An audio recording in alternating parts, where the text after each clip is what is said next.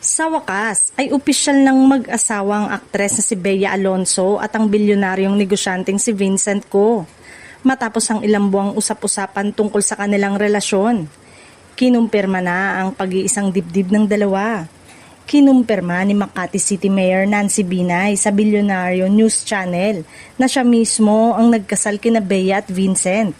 Dahil dito, umani ng pagbati mula sa kanilang mga kaibigan at mga taga-suporta ang bagong kasal. Ayon naman sa source ng Bilyonaryo Abante na dumalo sa seremonya, naging simple ngunit pribado ang kasal.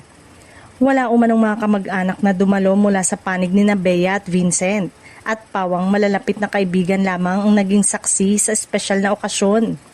Ibinunyag din ng source na tanggap na umano ng pamilya ni Vincent si Bea.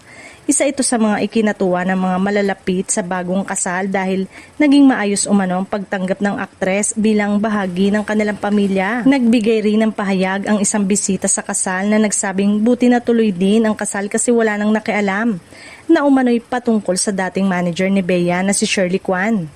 Gayunman, wala pang naging tugon ng kampo ni Shirley tungkol sa naturang pahayag. Sa ngayon, masaya ang mga tagahanga ni Bea at Vincent sa panibagong yugto ng kanilang buhay bilang mag-asawa. Marami ang naghihintay kung magbabahagi ang dalawa ng mga opisyal na larawan at iba pang detalye tungkol sa kanilang pribadong kasal.